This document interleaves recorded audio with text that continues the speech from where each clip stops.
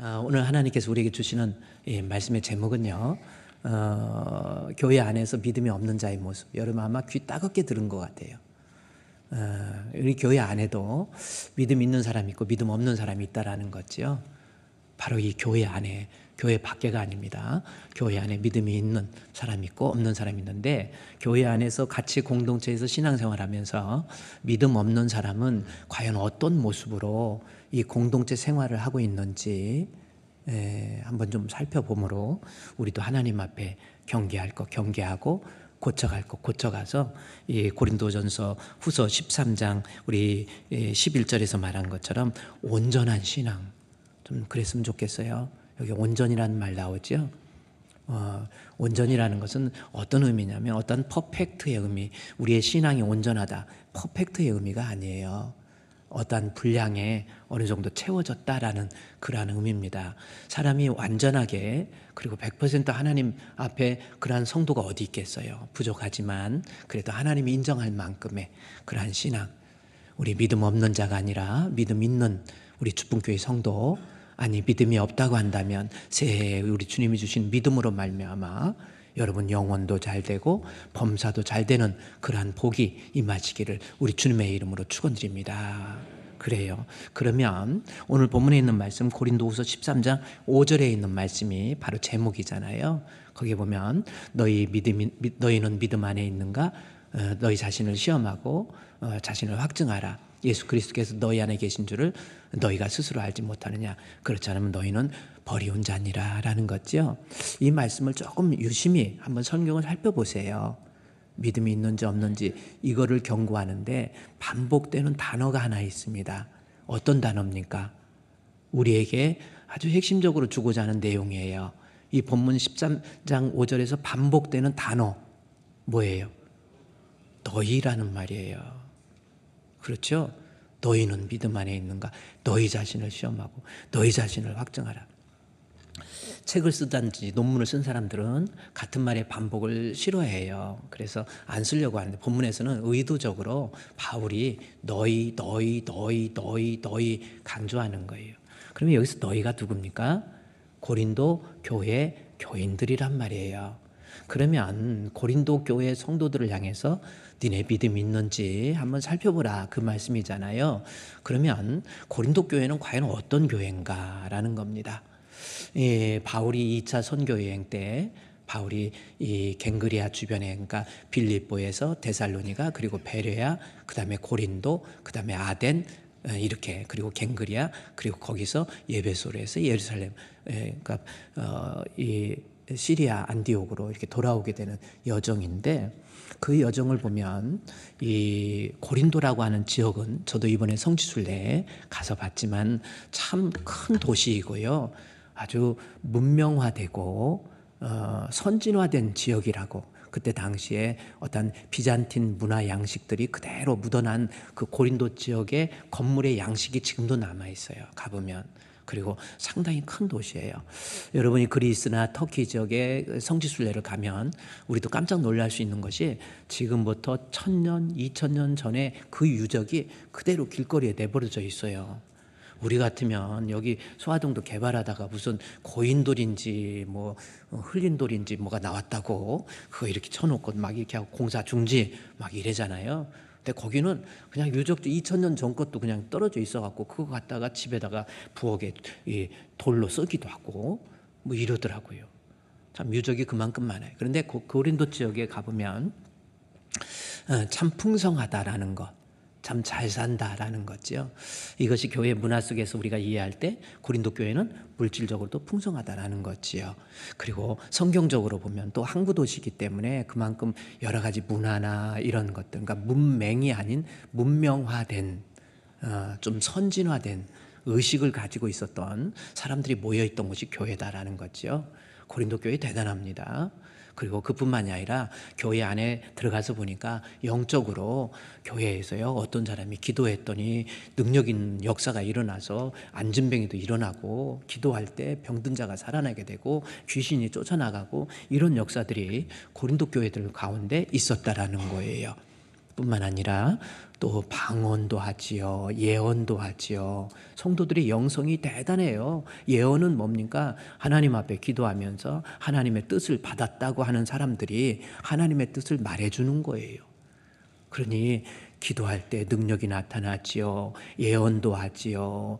또 방언도 하지요. 방언하는 것 통역도 하지요. 고린도 교회 대단해요. 그러다 보니까 자기들이 교회도 아름답지요. 영성도 있지요. 뜨거움도 있지요. 그러다 보니까 자기들은 이 고린도 즉 마케도니아와 아가야죠. 그 아가야의 수도가 고린도거든요. 마케도니아의 수도는 데살로니가고 그리스 지금의 북쪽과 남쪽으로 나눠져 있는데 남쪽에 아가야라고 하는 지역의 수도가 고린도란 말이에요. 그러니까 수도에 있는 그때 당시에 잘 사는 지역에 우뚝 세워져 있는 교회, 또 능력이 있고 영역이 있는 영성이 있는 그러한 교회가 고린도 교회. 그러다 보니까 외부적인 그러한 환경에 의해서 본인들이 하나님과의 관계를 착각하는 거예요. 나는 이 정도 능력도 있고 이 정도 교회의 일을 위해서 충성도 했고 헌신도 했고 그러니 나는 믿음이 좋아, 이렇게 착각하고 있었다라는 거예요. 그러나 영적인 눈으로 바울이 고린도 교회를 바라보니까 고린도후서 13장 5절이에요. 정신 차리라는 거죠. 그래서 너희 고린도 교회 너희들 그래, 오늘날 너 신앙생활 20년 했어? 30년 했어? 그래, 너 권사 됐어? 아유, 너 그래 장로야? 너 목사야? 뭐 이런 거 저런 거 너 따지지 말고 네 마음속에 정말 하나님이 인정하는 정직한 믿음이 있는지 없는지 그거 살펴보라는 거예요. 이 말씀 우리 받아들입시다. 저와 여러분요, 믿음이 없으면 하나님 앞에 버림받아요. 영육간에 비참하게 돼요. 육신은 잠깐인데 어리석어서 죽으면 끝이 아닙니다. 천국과 지옥이 있어요. 가진 거 없고 의지할 데 없고 못 배워서 예수 믿는 거 아니라니까요. 이 땅에 살면서 예수를 믿어서 하나님 앞에 버림받은 자가 아니라 하나님 앞에 인정받아서 모두가 다 영육간에 복 있는, 그리고 천국에서 우리 주님과 함께 영생 복락을 누릴 수 있는 우리 주품교회. 할렐루야. 한번 자기 자신 깊이 살펴보세요. 내가 하나님 앞에 믿음이 있는지, 믿음으로 예배드리고 있습니까? 믿음이 없이 그냥 앉아있는 거 아니에요? 믿음으로 찬양했습니까? 믿음 없이 목소리로 한 거 아닙니까? 혹시? 생각해 보세요. 믿음이 없이 안수집사, 뭐 이게 뭔지 모르는 거예요. 장로가 뭔지도 모르고 믿음이 없이 목사가 될 수도 있단 말이에요. 일 저지르고 다니고 막 그러잖아요. 그래서 바울이 고린도 전서와 후서의 결론을 통해서 여러 가지 환경적으로 볼 때, 밖에서 볼 때, 사람의 눈으로 볼 때는 그럴듯하지만 너희가 너희 안에, 그래서 13장 5절에 너희 자신이 믿음이 있는지 너희 자신을 시험하고, 13장 5절에서 그 다음에 그러고 너희 안에 예수가 계신지, 이거예요. 내 안에 예수님이 계신지. 2000년 전에 계신 예수님이 어떻게 우리 안에 계십니까? 성령께서 파라클레토스 해서 성령을 보내죠. 예수님이 내 안에, 그렇죠. 그건 성령을 통해서 내 안에 계시는 거예요. 예수님 성령을 통해서 예수님이 내 안에 계시잖아요. 그러면 막 변해서 막 사람이 달라져요. 주 예수 내 마음에 들어와 계신 후 변하여 어떻게 돼요? 새 사람 되고. 그래요. 예수 믿는데 안 변한다? 가짜라니까요. 그러면 지금 가지고 있는 믿음은 뭐예요? 마귀가 주는 거짓 확신이지 구원 얻는 믿음이 아니라는 거예요. 그것이 물론 고린도후서 13장 5절에서 다시 보면요, 그래서 너 믿음 있는지 시험해보라는 거예요. 착각하지 말고 시험해보라는 거예요. 이 시험이 뭡니까?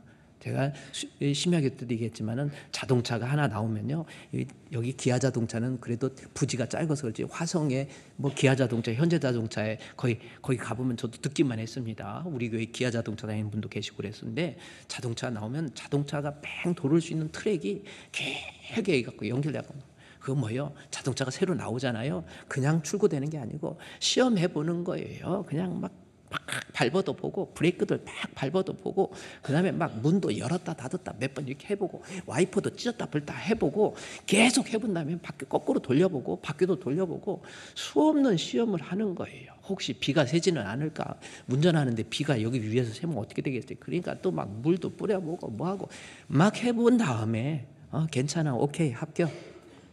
너희 자신이 믿음이 있는지 제발 시험 좀 하세요. 한번 돌이켜봐요. 흔들어봐요. 내가 하나님 앞에 지금 찬양할 때는 어떤 모습으로 찬양하고 있습니까? 그래요.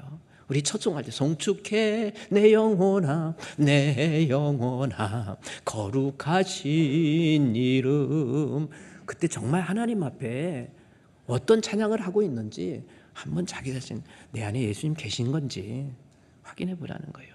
이것이 고린도전서 후서의 결론이에요. 오늘날 우리 교회도 마찬가지입니다. 2025년도 새해가 돼서요, 여러분 우리 천국 가야 되잖아요. 이 땅에 살면서 그래요. 아기가 엄마 뱃속에서 10개월 사는데 그걸로 끝납니까? 전혀 다른 세상이 있어요. 아기한테. 제가 계란의 비유를 했죠. 계란이 이렇게 있는데 계란이 유정란이면 생명이 있으면 엄마가 품으면 살아나요. 다시 전혀 다른 계란하고 병아리하고 뭐지 이해가 안 가지 않습니까? 나는 이 병아리가 계란 됐다는 거 생각하면 깜짝 놀랄 일이야. 근데 왜 안 놀래요? 계속 반복되니까 안 놀라는 거예요. 그것을 소위 말하는 상식이라고 그러는 거예요. 상식은 이 우주 지구상에서 살면서 반복되는 현상에 의해서 그렇게 되니까 그것이 그렇다, 일반적인 그런 모습이다 해서 그게 상식이 아닙니까? 그래서 아기는 태어나자마자 뭐 아기가 막 잡아 당기고 넘어지고, 그래서 아기 타다 넘어지고 자빠지고 한다고 너무 걱정하지 마세요. 지금 애는 공부하는 중이야. 피곤해도 자다가 깨면 막 일어나 만져보고 뭐하고, 이거 뭐예요. 세상에 살으려면 이걸 배워야 돼. 그러니까 지금 배우고 있는 중이요. 아기가 감기 들으면 얼마나 마음 아파요. 마음 아프지만 애가 세상에 얼마나 험한가 지금 배우는 거예요. 이 험한 세상 다리가 되어서 내가 살아야 되는데 애가 지금. 여러분 그래요. 이 세상이 끝이 아닙니다. 여러분에게는 얼마나 남았습니까? 그래서 바울도 처음에는 예수가 그리스도 아닌 줄 알고 막 핍박했잖아요. 그러다 예수가 그리스도인 것을 알고 그때부터 완전히 변화되는 거예요. 한번 자기 자신 돌아봐서 우리 주분교회는요, 막 쇼하고 다니지 말고 막 사람 모아놓고 막 으쌰으쌰 이거 말고 정말 내 마음의 중심에서 하나님이 인정하는 그 믿음, 하나님 앞에 버림받지 않는 우리 주분교회 성도 되시기를 우리 주님의 이름으로 축원드립니다. 그러면 오늘 13장 5절 말씀에 믿음이 없는 너희는 버린다 그랬는데, 그러면 믿음이 없는 구체적인 모습이 뭔지, 믿음이라는 것은 눈으로 볼 수도 없고 손으로도 만질 수 없으니까 본인이 교회 다니면 그게 믿음인 줄 알아요. 교인이지 제자가 아닙니다. 신자가 되라는 거죠. To be saint, 신자가 되라 그런 거잖아요. 교인 되라는 말은 성경에 가서 교인 삼으라는 말 없어요. 제자 삼으라고 그랬지. 그러면 어떤 사람이 믿음 없는 사람인지 우리가 지금 지난번에 하나를 배운 거예요. 교회 공동체 내에서, 고린도 교회 너희라고 그랬으니까 교회 공동체 내에서 믿음이 없는 사람의 모습, 첫 번째 뭡니까? 교인들 간의 관계가 원만하지 못해요. 이거 아무것도 아닌 것 같아도 그 안에 예수가 없는 거예요. 그것이 어디냐면 고린도후서 13장 1절부터 보면 너희 내가 가면 내가 너희에게 확정하리라. 니들 그렇게, 그러니까 말로써 교회에 문제가 생겼다라는 거예요. 그래서 그게 진짜인지 아닌지 내가 확인하겠다, 뭐 이겁니다. 그리고 2절 말씀에 가보면 내가 갈 때까지, 세 번째 갈 때까지 너희가 서로 화합하고 이해하고 용서하고 그런 모습이 없으면 내가 결코 용서하지 아니하리라, 요 말씀입니다. 그러니까 이 말씀은 1절과 2절 말씀을 통해서 5절에서 믿음 없는 모습의 구체적인 것의 첫 번째는 교회 공동체 내에서 교인들 간의 관계가 원만하지 못하는 거예요. 뭐 말로 싸우든지 뭐든지 간에 뭔가가 교인들 간에 난 저 사람 보기 싫어, 저 사람 만나기 싫어, 쟤는 나한테 지난번에 그랬어, 잊어버릴 때는 잊으세요. 몇 년 된 것까지도 잊지 못해가지고 저것은 보면 아직도 죽지도 않네, 난 감기 들었는데 쟤는 감기도 안 들어요, 막 그러면서 억울해하지 말고 그냥 계속 못 잊고 섭섭한 거, 안 좋은 거, 성도들 간의 관계 속에서 잊으세요. 새해에는 안 잊을 거예요? 그러면 제가 잊으라 하면 잊지요. 그까지 건 못 잊을까 봐 한번 합시다. 잊으세요? 아니, 잊으라면 잊으세요. 그걸로 하려니까 왜 아멘으로 그냥 퉁쳐버려. 잊으세요. 히브리서 12장이요 14절 말씀해 보면 결론이 그거예요. 우리가 교회 공동체를 이루어가면서 같이 한번 읽을까요? 시작. 모든 사랑과 더불어 화평함과 거룩함을 따르라. 이것이 없이는 아무도 주를 보지 못하리라. 여기 주를 보지 못한다, 주를 경험하지 못한다라는 거예요. 그렇죠? 그러니까 믿음이 없는 모습이라는 거지요. 그래서 따라서 교회에서는요, 모든 사람들 화평 거룩입니다. 화평인데 무슨 화평이에요? 모든 사랑과 더불어. 중요한 것이 펜타, 그렇죠? 펜타, 모든 사람이에요. 나 좋아하는 사람하고만 화평하고 너 잘 지내고 아이고 반가워, 어머 너 반가워, 너 좋아, 너는 나하고 친구야 해가지고 나하고 성격 맞고 이런 사람하고만 잘 지내는 거 모든 사람과 더불어 화평이 아니에요. 저 말씀을 통해서 강조하는 게 뭡니까? 나를 좀 힘들게 했어도 섭섭하게 했어도 화평하세요. 아멘? 그래, 여긴 교회잖아요. 고린도전서 11장 12절 말씀에 고린도전서에 대해서 뭐라고 하는지 11장 22절 말씀에서 보면 거기 고린도전서 11장에서 뭐라고 하는지 아세요? 교인들 간의 모임이 별로 해롭다. 모임이 별로 유익이 없다. 너희들 간에 파당이 있고 다툼이 있고. 지난주 공부했죠? 그러면서 거기에 대한 해결책이 뭡니까? 뭐라고 그랬어요? 왜 하나님의 교회를 업신여기고, 이 말씀이에요. 이게 무슨 말입니까? 교회가 뭡니까? 교회의 머리 대신 예수님, 그 몸에 붙어있는 지체가 우리예요. 이 교회를 모르고 교회에서 막 싸운다? 교회 업신여기는 거란 말이에요. 여기는 교회입니다. 따라서 하고 싶은 말 다 하는 거 아니에요. 그렇죠? 싸우고 싶다고 다 싸우는 거 아닙니다. 손해봤다고 막 가서 복수한다? 아니에요. 여기는 교회예요. 교회 업신여기지 마세요. 조금 나를 힘들게 했어도, 내가 손해를 끼쳤어도, 손해를 봤어도 여기는 교회니까 내가 참고 견디고 인내하고 우리 하나님께서 내 형편을 하시고 나를 가장 좋은 길로 인도해 주실 거야 생각하고 너그러운 마음으로 모든 사람과 더불어 화평할 수 있는 성도, 따라합시다. 여기는 교회다. 그래서 예배 드리고 난 다음에 교회 나가서도요, 교회 예배당 안에서 밥 먹을 때도 항상 여기는 교회, 여기는 교회. 교회니까 내가 양보도 하고, 교회니까 내가 억울해도 참고 용서도 하고, 교회니까 오히려 손도 내밀어주고, 이런 모습 교회 업신여기지 마세요. 히브리서 12장 14절 말씀에 다시 보세요. 모든 사람, 이제는 나 좋아하는 사람 아닌 나를 좀 해롭게 한 사람도 화평합시다. 아멘. 화평합시다 그러면 또 아멘 해야 돼요. 화평합시다.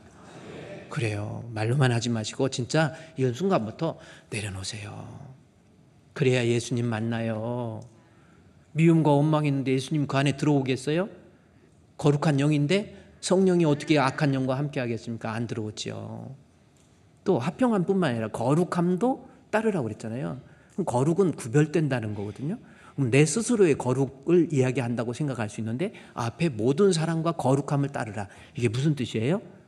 구별된 사람으로서 하나님 앞에 드려지는 예배, 하나님 앞에 드려지는 기도, 하나님 앞에 드려지는 모임, 이런 교회에서 이루어지고 있는 모든 신앙적 제행위들을 이 거룩함의 모습을 따르는 거예요, 성도들이. 그래서 같이 모여서 예배하고, 같이 모여서 구역 예배 드리고, 같이 모여서 전도회도 하고, 같이 모여서 찬양도 하고 봉사도 하고, 이런 모습이 거룩함을 따르는 모습이에요.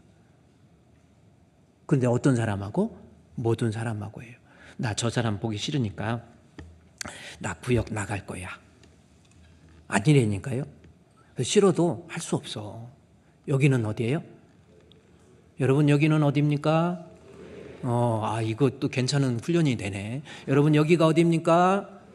네, 그러니까 거룩함을 함께 해야 돼. 쟤 보기 싫어도, 나 쟤하고 같이 구역하기 싫어도 내가 여기는 교회야. 가서 내가 먼저 손 벌리고. 그래서 거룩함을 함께 하세요. 봉사하는데 내가 이번 주도 봉사인데 식당 밥을 해야 되는데 내가 그 사람 보기 싫어서 나 거기 들어가기 싫어. 그래서 나는 거기서는 밥 안 하고 밖에서 밥 나눠주는 거 배식만 할 거야. 뭐 어느 거 해도 괜찮지만 굳이 머릿속에서 그렇게 죄 짓지 말라라는 거예요. 그 사람이 있어도 가서 어머 자기 반가워, 안 반가워도 해. 여기는 어디입니까? 교회예요. 안 반가워도 반가워. 반가워. 이게 성경에서 말하고 있는 모든 사람과 더불어 화평함, 모든 사람과 더불어 거룩함을 이루는 거예요. 뭐 전도회도 있습니까? 그 여전도회. 그래. 아이고, 이렇게 또 이게 하다 보면 또 나눠지면 또 이렇게 정이 들다가 보면 헤어지고 싶지 않잖아요. 그런데 어떻게 나이가 드는데 헤어질 때 되면 헤어져야지. 할 수 없잖아요. 그럴 때도 그래. 너무 좋아요. 자기 나 너무 좋은데 헤어지고 싶지 않어. 그러니까 나 여기 끝까지 뭐 우리 10여 전도회면 10여 전도회 나 끝까지 있을 거야. 지금 원래는 2여 전도회 가야 되는데 그러지 마시고 때가 되면 다 그렇게 하면서 우리 서로 사랑해. 그래서 거기에서 안 되는 거 저쪽에 가가지고 또 어머 반가워 해서 그렇게 하세요. 어떤 사람 막 모여놓으면 어느 누구죠? 그 스테인 사회학자인데 제가 그 정확히 이름을 헷갈렸는데 그분이 미국의 사회학자가 시험을 하기 위해서 염소, 그다음에 닭, 그다음에 오리, 그다음에 돼지 한 우리 속에 집어넣었대. 그랬더니 막 난리가 난 거야. 돼지가 염소한테 막 뒤지고 막 서로 싸우고 막 하고 난리가 나가지고 막 또 오리도 막 아무나 찢고 막 이래. 그 순진해. 그러니까 같이 모아놓으니까 안 되겠대. 싸우더래.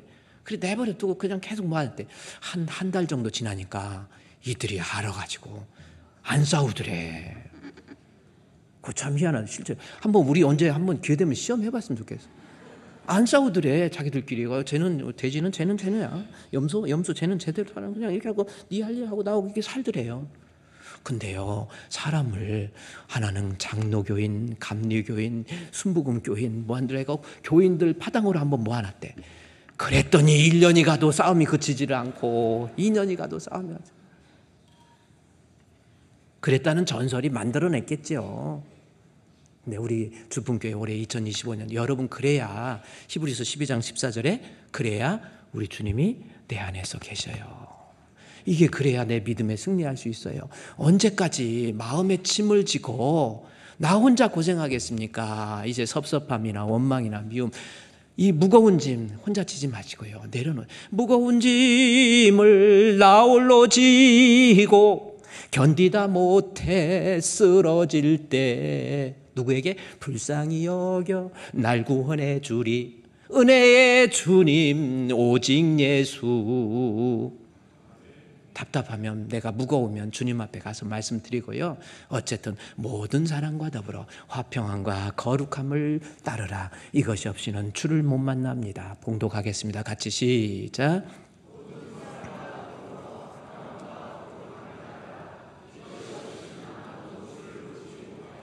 아멘. 그래요. 이것이 그래서 고린도 교회 바울이 이야기하면서 첫 번째 너희들 아직 왜 교인들 간에 화합이 되지 못하고 어울리지 못하고 그래서 이제부터는요 2025년도에는 좀 교회 여기는 어디예요? 교회예요. 자존심도 좀 내려놓고 내 성격이 조금 뭐라 그럴까요? 다른 사람하고 못 어울리면 그냥 이번에 교회에 오면 여기는 교회니까 어울려서 여전도에도 남전도에도 가입하시고 그래요. 같이 식사도 하시고 이렇게 살다가 가는 게 인생 아닙니까? 좋은 친구들이 교회에 얼마나 많습니까? 같이 밥도 먹고 같이 교제도 하고 같이 찬양도 하고 여러분 오전 예배 드리고 식사도 같이 하고 가세요. 식사하고 오후 예배 안 드리기 때문에 식사 안 한다 그러지 말고 식사하고 오후 예배 그냥 도망가면 되지 뭐 그거예요. 적절하게 해서 같이 성도들하고 어울리세요. 이것이 믿음 있는 성도의 모습이라고 하는 겁니다. 이제 두 번째, 또 우리 성도들이 하나님 앞에 믿음이 없을 때 교회 공동체 속에서 이루어지고 있는 두 번째 모습은 뭐냐면 아까 첫 번째는 사람과의 관계가 원만하지 못했다 이거라고 한다면 바울이 고린도 교회를 향해서 지적했던 두 번째는 뭔지 아세요? 죄종과의 관계가 원만하지 못한 거예요. 그러면 죄종과의 관계, 그러니까 목사님에 대해서 여러분 정말 이것도 넘어가야 될 문제 아닙니까?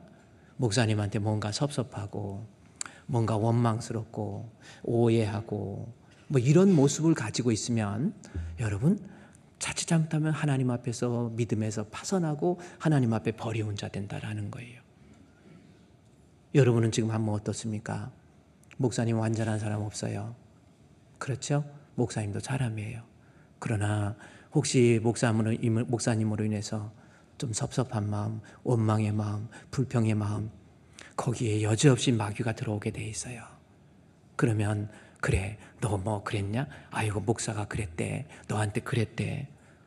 제가 목회를 하면서 좀 섭섭한 게 있으면 뭐냐면 제발 어디서 엉뚱한 소리 들어가지고 목사님을 거의 그 귀신 마귀 만들어 놔가지고 목사님이 그래 안 그랬어.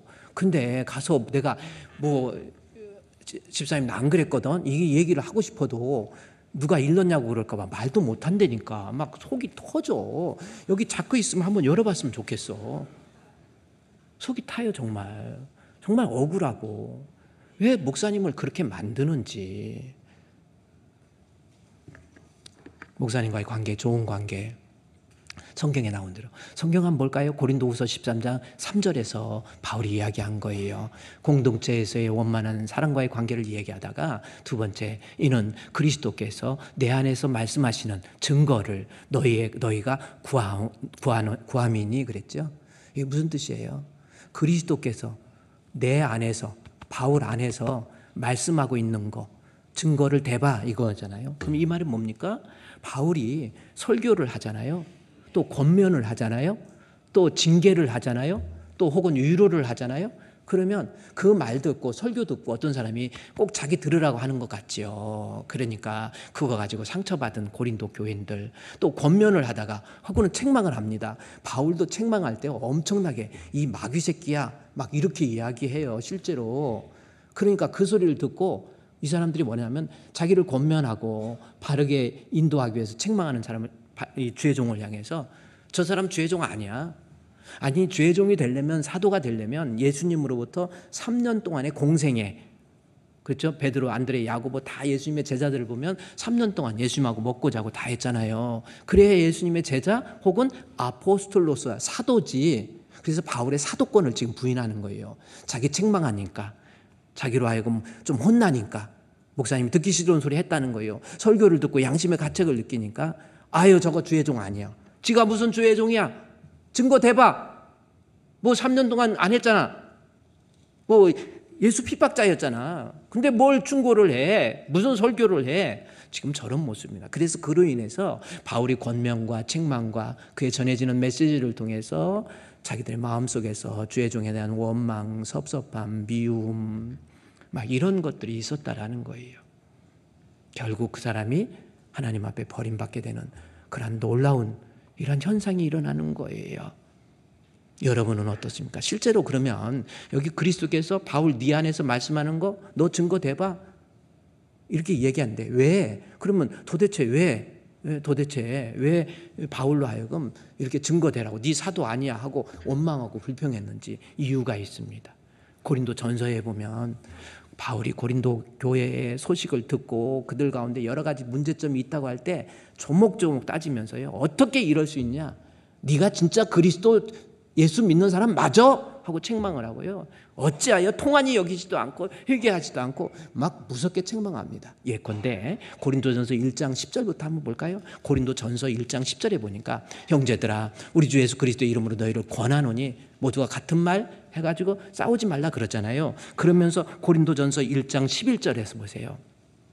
11절에 내가 글로의 지편으로 너희에 대한 말이 내게 들어왔어요. 그러니까 이게 뭐니까 글로에는 오늘날 여자 집사 정도 돼요. 근데 이분이 고린도 교회의 소식을 듣고 바울한테 전해준 거예요. 전해줬는데 듣고 보니까 고린도 교회 안에 분쟁이 있었다라는 거지요. 그 분쟁의 내용이 뭡니까? 교회 안에 바울파, 게바파, 아볼로파, 그리스도파 파당이 나눠졌다고 그러는 거예요. 자, 교회 안에 분쟁과 싸움과 다툼입니다. 이때 바울이 어떻게 했습니까? 그리스도께서 어찌 나누었느냐? 이 말이요 우리말로 역설적인 표현을 하고 있는데 이 말은 뭐예요? 니들 진짜 아직 예수를 그리스도 믿는 거 아니야. 어떻게 교회 안에서 싸움과 분쟁과 다툼이 있어? 뒤에 밑으로 내려가 보면 계속 책망이에요. 그러니까 싸우던 사람의 입장에서 뭐라고 그랬습니까? 왜 나를 가지고 그래? 내가 뭐 바울파면 어때서? 내가 게바파면 어때서? 제가 얼마나 어떤 나쁜 애인데 왜 내 말은 안 듣고 제 말만 들었어? 이러는 거예요.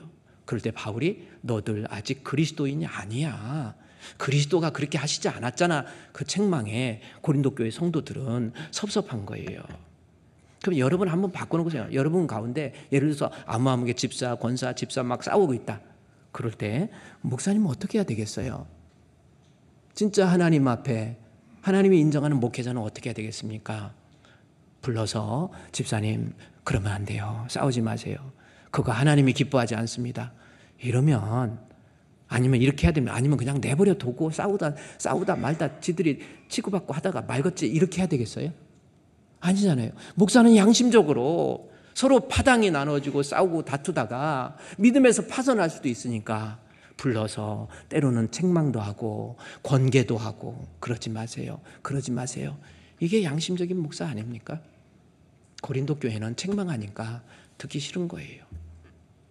뭐 좀 더 나가서요. 고린도 교회 한두 가지가 아닙니다. 고린도전서 5장에 가볼까요? 5장에 가보면 교인들 간에 정말 엄청난 죄를 5장 1절에서 3절 말씀해 보면요. 고린도 교인들 간에 일이 저질렀어요. 뭡니까? 너희 중에 심지어 음행이 있다라는 거예요. 그런데 이 음행의 내용을 보니까 그런 음행은 이방인 중에 예수 안 믿는 사람도 그런 일 없어. 지금 이겁니다. 그건 뭡니까? 누가 그 아버지의 아내를 취한 거예요.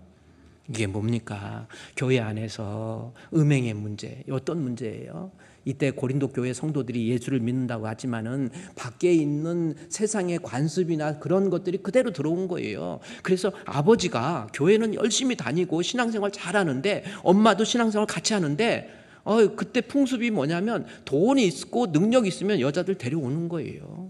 그러다 보니까 돈 있는 것이 상징이 돼가지고 그때 이제 뭐 제우스 신상 그래서 뭐 마차나 이런 데다가요 제우스 신상을 1개 붙였냐 2개 붙였냐 3개 붙였냐에 따라서 자기가 아내가 이만큼 된다 그걸 표시하고 자랑하고 다닌 거예요. 그러니까 그러다 보니까 돈 있는 사람들 중에서 교회 다니면 교회에서는 주여 하고 기도하는데 또 자기 아내 또 데려오다 보니까 자기 첫 번째 아들보다도 자기 아내가 더 나이가 어려. 그러니까 아들이 어머니죠. 계모잖아. 어머니를 좀 이렇게 만나자고 자꾸 하고 막 이런 거예요. 그래서 바울이 이걸 듣고 이거는 이방인들 안에서도 별로 없네. 어떻게 예수 믿는. 그래서 2절에 그러하고도 너희 마음이 오히려 교만해져 가지고 이게 뭐 어때서 뭐 나만 그런가? 괜찮아. 그리고 또 하나는 뭡니까? 교회 안에서도 그럴 수도 있고 저럴 수도 있지요. 그냥 내버려 두세요. 그냥 두는 거예요. 교회는요. 대한예수장로 합동 측에 보면 헌법이 있어요. 헌법의 내용이 뭡니까? 신령적 관계를 총찰함에 있어서 성도들이 곁길로 가고 딴 길로 가고 성도로서의 직분을 제대로 지키지 못하면 불러서 권징조례라는 조항이 있어요. 그래서 영적으로 바로 세워질 수 있도록 권면하게 돼 있어요. 근데 여기 고린도 교회 너희들이 어찌 그럴 수 있느냐? 그리고 뭘 잘했다고 자랑하고 다니고 뒤에 나 보면요 막 자랑해. 자기들이 음행 5절 6절 보면요 내가 우리 어머니하고 이런 좀 좋지 않은 관계가 있었어 하고 지 자랑하고 다닌다니까요. 예비군 훈련장에 가면 지금 어떨지 모르겠는데 저 예비군 훈련장에 가면요 하여튼 양복 입고 거의 멋있게 생긴 사람도 예비군 훈련복만 입혀놓으면 그냥 DB에 앉아있고 그냥 서수도 좀더 싸고 막 이렇게 돼버려요. 그러면서 이렇게 군인들이 보면은요 자기가 뭐 옛날에 누가 있다 막 그런 걸 자랑을 해. 근데 그게 고린도 교회 안에 들어왔다라는 거예요. 그러면 신령적 관계를 살피면서 목사는 어떻게 해야 되겠습니까? 내버려 둬야 됩니까? 여러분 제가 묻고 싶어요. 어떤 목사가 좋은 목사입니까? 영적으로 살려야 되잖아요. 통한이 여길 수 있도록 알려주고 또 책망도 하고 그래요. 근데 그런 걸 자랑하고 다니고 그리고 교회에서는 그냥 내버려 두고 그래서 바울이 엄청난 책망 이런 것들을 계속하고 있었다라는 거예요. 그래 듣기 싫은 소리 자꾸 나오니까 나중에 고린도전서 하나만 더 계속 나오고 6장에 고린도전서 6장 1절에 보면요 교인들 간에 서로 싸우다가 뭐 무슨 문제가 생겼겠지? 그러니까 거기에서 싸우다가요 어떤 일이 생긴 줄 아세요? 소송의 문제가 생겨가지고 이것을 세상 법정으로 갖고 간 거예요. 아니 그래서 바울이 야 교회 안에서 싸운 거 세상 사람들한테 창피하지도 않니? 어떻게 그걸 또 세상 법정으로 가지고 가냐 해가지고 그거 가지고 책망을 합니다.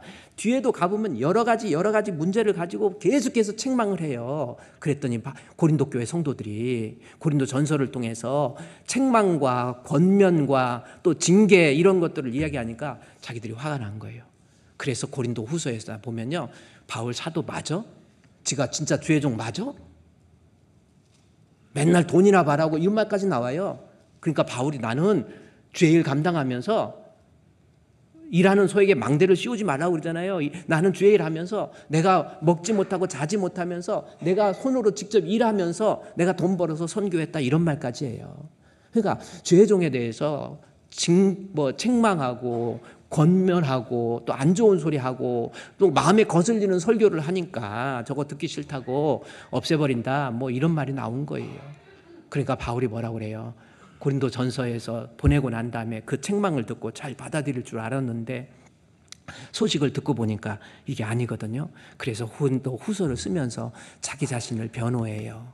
나중에 쭉 변호하다가 고린도 후서 11장에 가보면요, 11장 1절부터 보면은 어떤 말인지 아세요? 원하건대, 이제 교인들한테 원하건대 내가 좀 어리석은 것 같았다, 나를 용서해라.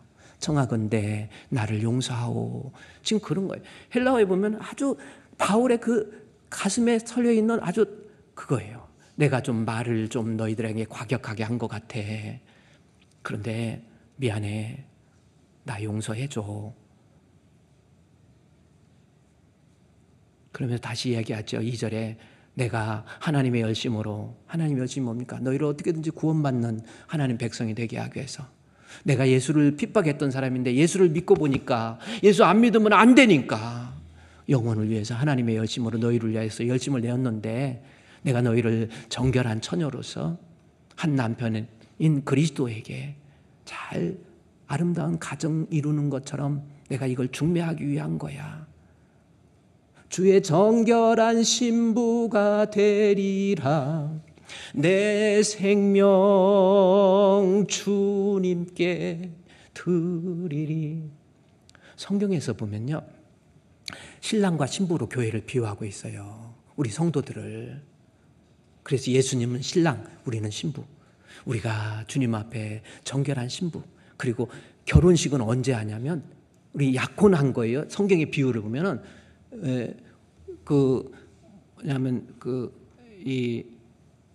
지금 성경에서 비유하면 우리는 하나님, 우리 예수님과 약혼한 거고, 유대인들의 결혼 풍습을 얘기해야 되는데 그건 제가 약혼해서 천국에서 혼인잔치를 한다고 돼 있어요. 그러면 한 남편 된 예수 그리스도에게 내가 약혼한 사람으로서 이 세상에 살면서 정결한 신부답게 살으라고, 그것을 위해서 바울이 책망도 하고 권면도 하고 징계도 하고 위로도 하고 이랬다라는 거예요. 그래서 그 고린도전서 우리 이 후서 11장 1절에서 3절 보면은 다시 보면요, 이렇게 권면한 거, 내가 좀 어리석었는데 용서하고, 나 너희들 마음 아프게 하려고 한 거 아니야. 중요한 것은 주의 정결한 처녀로서 남편인 그리스도에게 잘 중매하기 위해서 그런 거니까 마귀의 관계에 넘어가지 말고. 그래요. 진실함과 깨끗함에 떠나서, 그렇죠? 우리가 부패는 썩는다 혹은 육신이라는 단어입니다. 헬라어에. 육신화 되어가지고 나중에 육신 망할 때 육신 썩어버리고 그 영혼 지옥 가는 거, 그거 막기 위해서 진실한 성도, 깨끗한 성도, 부패하지 않는 영의 성도, 그런 거 되지 않을까 봐 내가 두려워서 너를 권면하고 경계하고 또 책망하고 그랬으니 혹시 내가 너무 과격했다고 한다면 나의 어리석음을 제발 용서하다오. 여러분, 바울의 사랑을 느낄 수 있지 않습니까? 여러분 어때요? 바울이요, 고린도 교회뿐만 아니라 권면하고 또 책망하고 그럴 때 그 이유가요, 데살로니가전서 2장에 보면 그 말씀이나 데살로니가전서 2장 11절, 데살로니가전서 2장 11절 보면 너희도 하는 바와 같이 우리 각 사람에게 아버지가 자기 자녀에게 하듯 권면, 위로, 경계. 권면이요, 엄청 심한 책망입니다. 아픔이에요. 원래 아픔이란 뜻이 있습니다. 뼈를 교정한다는 뜻이 있단 말이에요. 권면하고 또 유의로 때로는 그래 권사님 집사님 힘내세요. 잘했어요. 하고 유의로 하고 나중에 경계합니다. 절대 그러면 안 됩니다. 이거는 있을 수 없습니다. 하고 경계해요. 그러는 이유가 뭐예요? 12절에 이는 너희를 부르사 자기 나라와 영광에 이르게 하신 하나님께 합당한 사람. 그러기 때문에 권면한다라는 거예요. 그래서 여러분 마찬가지입니다. 죄종과의 관계 속에서 목사님이 여러분 곁길로 가고 딴 길로 가도 이건 아닌데 하고 그래도 가만히 놔두는 게 절대 잘하는 게 아니에요. 때로는 불러서 책망하고 아니다 하고 이야기하다가 그래도 안 들으면 할 수 없이 징계도 하고 뭐 이래야 되는 거 아닙니까? 그래야 목사지. 여러분 비유만 맞추는 목사 되다가 육신적으로 그냥 좋아하다가 그냥 지옥 가는 거 원합니까? 어떤 목사가 되어야 되겠어요? 따라서 여러분이 권면, 안 좋은 소리, 목사님 설교를 통해서 내가 양심의 가책, 안 좋은 소리, 또 가슴 아픈 소리, 이런 소리 들었을 때 11절에서 저는 이 하나의 단어를 찾고 싶어요. 뭡니까? 아버지가 그랬죠? 자기 자녀에게 하듯, 다시 말해서 목사님이 책망하고 경계할 때 제발 아버지의 사랑을 좀 느껴주세요. 어느 아버지가 자식이 잘 되기 위해서 그러는 거지. 어느 아버지가 자식을 책망하고 때릴 때 미워서 때리겠습니까? 때릴 때 아버지의 사랑을 좀 느꼈으면 좋겠다라는 거지요.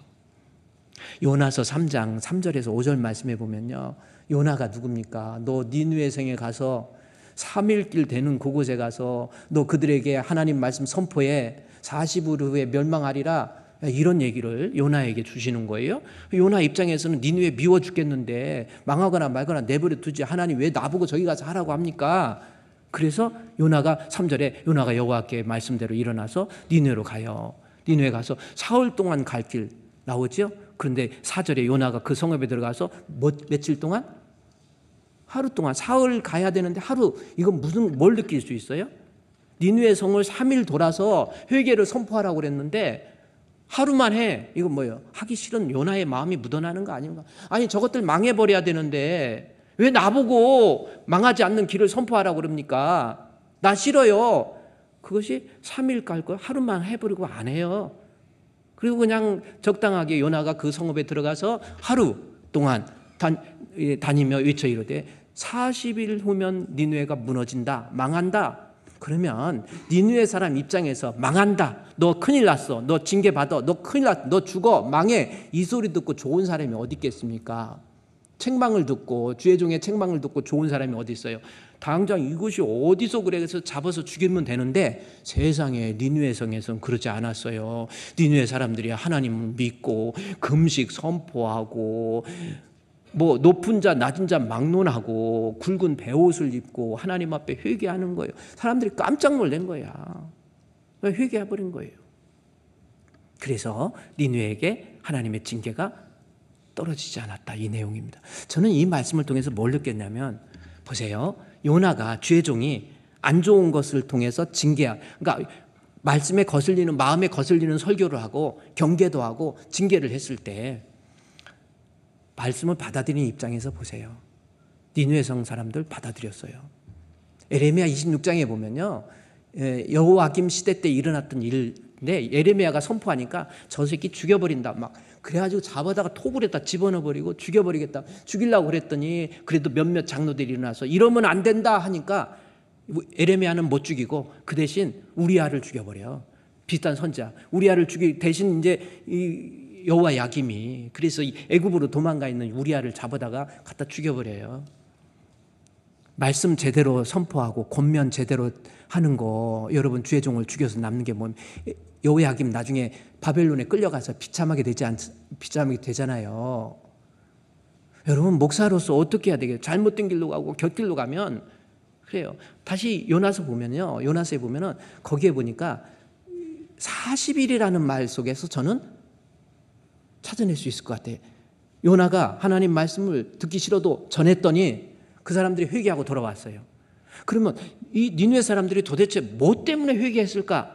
바로 40일이라는 말 속에 옹골차게 담아져 있지 않습니까? 뭡니까? 그래 하나님이 징계하시는데 이 40일이라는 말 속에 그래 나를 향한 하나님의 긍휼과 자비가 담겨져 있는 40일. 아니 그냥 때리지 왜 40일이라는 말을 했겠어요? 너 돌아오기를 원하는 아버지의 그 사랑을 바로 니느웨 사람들이 느끼고 있다라는 거죠. 따라서 여러분 죄종이 징계하고 때로는 책망하고 권면하고 안 좋은 소리 했을 때 아버지의 사랑, 데살로니가전서 2장에 나와 있는 것처럼 데살로니가전서 2장의 말씀에서 여러분 11절 12절을 모릅니까? 아버지의 사랑. 저는 너희 아는 바 같지. 우리 각 사람에게 아버지가 자기 자녀에게 하는 거. 그래서 듣기 싫은 소리, 안 좋은 소리 들었을 때 아버지의 사랑을 좀 느끼세요. 아멘. 저도 그래야 여러분의 영혼을 책임지고 어떻게든지 천국으로 인도하는 그러한 목회자가 되어야지. 어떡하겠습니까? 그래서 여러분 내가 마음이 아파. 죄종과의 관계 속에서 권면하고 또 목사님이 왜 이런 말을 했을까 해갖고 막 괴롭고 힘들면 그때 분노하고 혈기 부리지 마시고 여호야김 시대 때 분노하고 혈기 부려서 결국 우리아를 죽여버려서 좋은 일이 뭐가 있습니까? 그러지 마시고 그 안에 숨겨져 있는 목사님의 사랑, 아버지의 사랑을 좀 깨닫고 내가 돌이키는 것이 여러분에게 유익이고 여러분과 여러분의 후손들이 복을 받을 수 있는 길이 되는 거예요. 제가 옛날에 우리 김구 선생님 아세요? 김구. 우리 김구 선생님 안경 이렇게 동그란 거 쓰시고 김구 선생님 있잖아요. 고등학교 때인가 제가 김구 선생님 뭐 학교에서 숙제로 내줘가지고 김구 선생님의 뭐를 읽어보라고 그랬는데 그 김구의 내용 중에서 뭐가 있었느냐면은 김구가 나이가 50인가 됐고 어머니가 70이 됐는데 어느 날 김구가 잘못했다고 어머니가 김구를 불러갖고 종아리 걷어 해가지고 채찍질을 하는 거예요. 막 때리는 거예요. 너 왜 그랬어? 왜 그랬어? 하고 채찍을 하는 거예요. 매를 맞는 김구. 아니 어머니가 노망이 들었나? 내 나이 50이면 그때 나이 50이면 엄청이잖아요. 50이면 대부분 막 죽고 그러거든요. 지금이니까 그러지. 그럼 내 나이가 몇인데 나를 지금 무슨 애기 취급하는 거야? 왜 나를 종아리를 때려? 이거 어머니 노망 들었나? 김구가요 매를 맞으면서 눈물을 쭉 흘리는 거예요. 한참 맞다가 어머니 때리는 매가 왜 힘이 없어?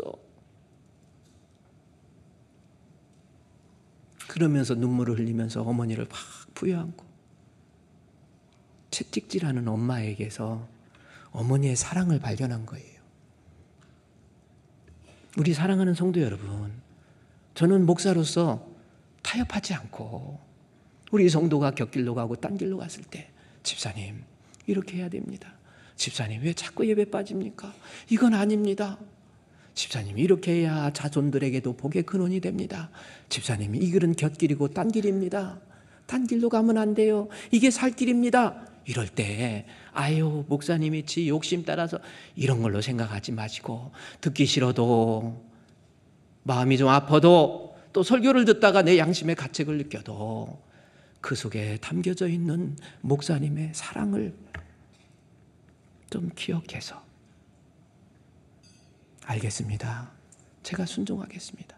그리고 데살로니가전서 2장에서 아비의 심정을 이해하라 그러면서 데살로니가전서 5장 12절 13절 말씀해 보면요 어떻게 하는 줄 아세요? 앞으로 우리 성도들이 주의종과의 관계 속에서 형제들아 마지막 결론이 그거예요. 내가 너희에게 구하노니 너희 가운데 수고하고 주 안에서 너희를 다스리며 그랬죠. 주의종을 얘기하잖아요. 주의종의 수고 다스리고 있는 거. 다스린다는 건 뭡니까? 잘못된 길로 있을 때 때리고 책망하고 권면하고 이건 아니야 라고 권할 때 그들을 알아주라는 거예요. 그러면 여기서 권한다라는 게 무슨 뜻인 줄 아세요? 권한다가 누센투타스라고 하는 헬라어의 단어입니다. 누세툰타스라고 하는 이 단어는 무슨 뜻이냐면 의학 용어예요. 뼈를 맞춘다라는 단어예요. 그러면 다시 보세요. 뼈를 맞춘다는 단어가 누센투타스인데 보세요. 다시 이 데살로니가전서 4장에서 뭐라고 그랬습니까? 데살로니가전서 5장 12절에서 뭐래요? 너희를 구하노니 너희 가운데 수고하고 주 안에 다스리며 권하는 자. 뼈를 맞춘다라는 거예요. 뼈를 맞출 때 아프겠어요? 안 아프겠어요? 여러분 한번 생각해 보세요. 여러분 뼈가 문제가 있어서 뼈를 맞출 때 아파요? 안 아파요? 안 당해봐서 몰라요? 제가 저희 집에 얘기해서 좀 그렇지만 저희 아내가 허리가 갑자기 자다가 일어나고 서지를 못하는 거, 팍 주저앉은 거예요. 그래 나는 장난인 줄 알았는데 장난 아니야. 움직이지만 이렇게 하는 거예요. 그래가지고 병원에 가니까 이거는 수술을 해가지고 이 척추가 어긋난 부분이 이렇게 하고 이거 뭐 근데 수술하면 어떤 사람이 수술하면 그때부터는 안 돼요, 못 걸어요 그러더라고. 그래서 막 어떤 사람한테 연락 받았고 강남에 아주 좋은 교정 시설이 있대.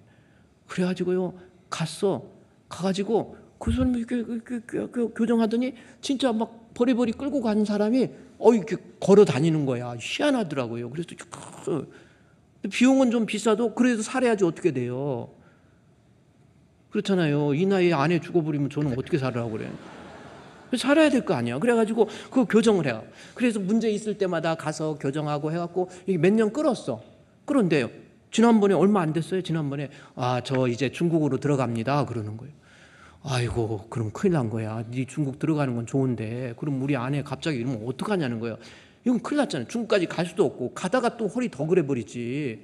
그래서 고민하다 어떻게 하냐면 가서 찾아갔어요. 찾아가고 선생님은 아니지만 선생님, 제가 그랬어요. 그 허리 우리 아내가 이렇게 됐는데 왜 그런지 이거 교정하는 법을 좀 가르쳐 주세요. 그리고 제가 비디오로 이 카메라로 찍었어. 그랬더니 이 부분이 몇 번 척추가 이쪽으로 됐고 이쪽으로 됐기 때문에 이걸 이렇게 하고 이렇게 해서 교정하고 눌러갖고 교정하고 차가고 하고 이렇게 해가지고 교정을 하라는 거예요. 그래서 그걸 다 찍었어. 우선 살아야 되니까 어떡하겠어. 그래갖고 집에서 계속 연구한 다음에 기도하고 연구하고 진짜 기도하고 연구한 거예요. 그래갖고 아내가 또 하길래 제가 해봐, 누워봐.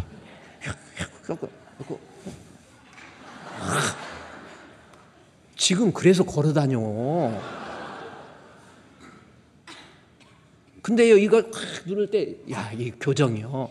진짜 교정하는 사람도 힘들어요. 이거 보통 힘든 게 아니라 나중에 이렇게 어긋나서 교정할 때는 막 손이 떨려요. 그리고 이렇게 하고 이게 교정하는 사람도 힘들어요. 그런데 교정 받는 우리 아내는 헬라어 누센툰타스라는 게 그겁니다. 데살로니가전서 5장 12절 13절 뼈를 맞추는 거예요. 권할 때 목사님이 권하는 거 뭐예요? 뼈를 맞추는 아픔이 있어요.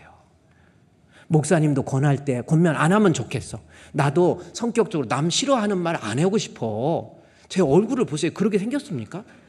언제나 좋은 곁길로 가거나 딴 길로 가나 죽거나 말거나 영적으로 이거 망하거나 아유 됐습니다 집사님 할렐루야 막 얼마든지 이러고 쇼하고 다니면 되지요. 그러나 하나님 앞에 심판받잖아요. 주품교회 다니는 성도들 얼마만큼 건강하게 뼈가 익스러져 있는데 이걸 교정도 안 하고 그냥 곁길로 가거나 딴 길로 가거나 그냥 보고 있어야 되겠습니까? 물론 교정할 때 힘들어도 본인도 참아야 되고 참고 본인은 힘들어도 이거 해야 돼요. 교정해야 살아. 그래서 데살로니가전서 5장 12절에 다시 보세요. 앞으로 여러분 권면하고 책망할 때 아파도 어떻게 돼요?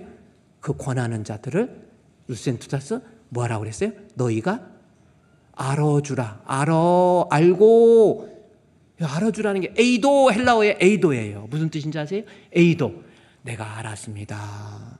인정합니다. 따르겠습니다. 리스펙트, 존경합니다. 교정을 해 목사님이 권면하고 안 좋은 소리, 듣기 싫은 소리 했어도 목사님 알겠습니다. 제가 따를게요. 아멘. 제가 잘못했습니다. 성경에 나와 에이도 알아주라는 거예요. 알아주고 인정하고 따르고 우리 목사님 존경해주고. 이게 데살로니가전서 5장 우리 이 12절 13절 두 절 말씀의 내용이라니까요. 수고하는 자다. 너희를 교정할 때 권할 때 교정하는 것 같은 아픔이 있어도 목사님 알았어요. 내 자존심이 상하지만 우리 목사님 말씀 듣겠습니다. 따르겠습니다. 그리고 목사님 존경합니다. 이게 해결책이라는 거예요. 여러분 저도 이제 욕심 내려놓고요. 저도 이제 조금 있으면 은퇴 이런 얘기 나온다니까요. 이 몸이 워낙 이게 뱃살도 안 나오고 머리도 안 빠져서 젊어 보이지 저도요 80 넘었는지 모른다니까요.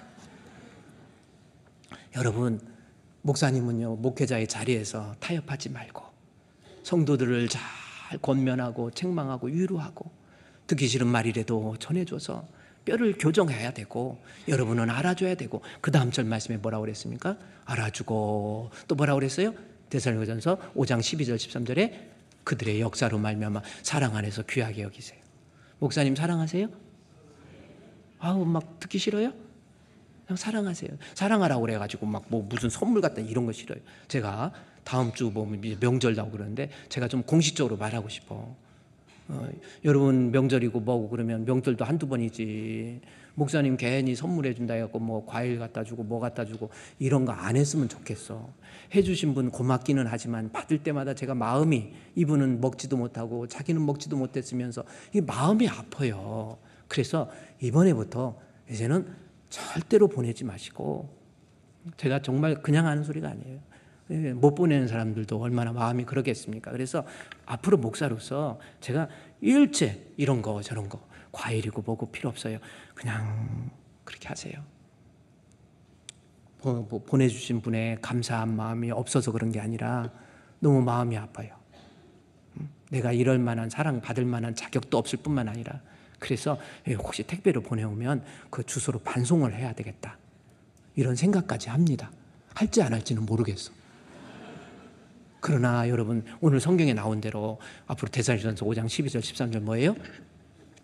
그들의 역사로 말미암아 죄종 사랑하세요. 사랑이 다른 거 아닙니다. 목사님 기도해드리고 설교 끝나고 난 다음에 우리 목사님 힘내세요. 은혜 받았습니다. 감사합니다. 이렇게 그게 사랑이 아닙니까? 우리 그렇게 만들어 보자고요. 그리고 또 하나는 뭡니까? 제발 니들끼리 싸우지 좀 마세요. 너희들끼리 화목하라라는 겁니다. 주의 종과 좋은 관계 유지할 수 있는 우리 성도들 되시기를 주의 이름으로 축원드립니다.